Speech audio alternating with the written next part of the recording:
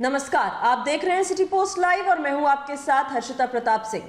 2024 का आम चुनाव बेहद नजदीक है। ऐसे में सभी राजनेता और राजनीतिक पार्टियां अपनी अपनी तैयारियों में जोरों शोरों से लग गए हैं। सभी नेता ये निश्चित करने में लगे हैं कि उनकी जो सीट है वो सुरक्षित रहे। वो ये सुरक्षित करना चाहते हैं कि उन्हें जिस सीट से सबसे ज्यादा जीत की उम्मीद है वहां से वो आने वाला चुनाव लड़ सके। ऐसे में एनडीए में शामिल राष्ट्रीय लोक जनशक्ति पार्टी के राष्ट्रीय अध्यक्ष और केंद्रीय मंत्री पशुपति पारस ने एक बार फिर हाजीपुर की सीट से दावा ठोककर सियासी माहौल में हलचल तेज कर दी है। आपको बता दें, पशुपति पारस ने एक बार फिर से हाजीपुर सीट से दावा ठोक दिया है।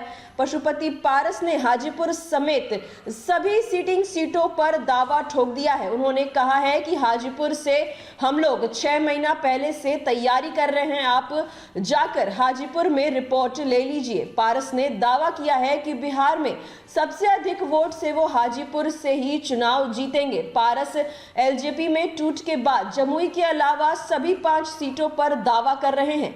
ये 5 सीटें हैं हाजीपुर, समस्तीपुर, वैशाली, नवादा और खगड़िया। पारस का कहना है कि जमुई से मौजूदा सांसद चिराग पासवान वहीं से चुनाव लड़े।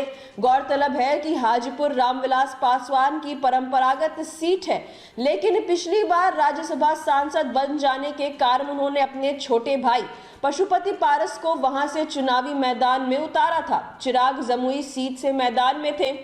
इसी सीट पर अब सबसे बड़ा विवाद है। चिराग और पारस दोनों एनडीए में शामिल हैं, जबकि दोनों इसी सीट से चुनाव लड़ना चाहते हैं। चिराग पासवान अपने पिता स्वर्गीय रामविलास पासवान की विरासत पर हाजीपुर से दावा कर रहे हैं, लेकिन चाचा पशुपति पारस का कहना है कि रामविलास पासवान का राजनीतिक उत्तराधिकारी हूं। उन्होंने कहा कि रामविलास पासवान ने हमें अपनी सियासी विरासत सौंपी है, चिराग को नहीं। पशुपति पारस का कहना है कि एनडीए के भीतर सीट शेयरिंग के मुद्दे पर 26 जनवरी के बाद एनडीए गठबंधन की बैठक होगी। हाजीपुर सीट को लेकर चाचा भतीजा की खींचतान खत्म होने का नाम नहीं लेती। लगातार दोनों ही हाजीपुर सीट से अपना दावा ठोकना चाहते हैं। रामविलास पासवान की वो सीट रही थी, अब इसको लेकर कहना है चिराग पासवान का कि वो भी अपने पिता की विरासत यानी हाजीपुर सीट से ही चुनाव लड़ेंगे। तो वहीं उनके चाचा पशुपति पारस भी हाजीपुर सीट से दावा ठोकते नजर आते हैं, कहते नजर आते हैं कि वो अपने बड़े भाई के राजनीतिक उत्तराधिकारी हैं। तो वहीं सीट शेयरिंग फॉर्मूले को लेकर एनडीए की बैठक 26 जनवरी के बाद होती है। अब इस बैठक के बाद क्या कुछ निकलकर सामने आता है, चाचा भतीजा में से किसे हाजीपुर की सीट मिल पाती है इस बार, ये देखना भी काफी दिलचस्प होगा। फिलहाल इस खबर में इतना ही।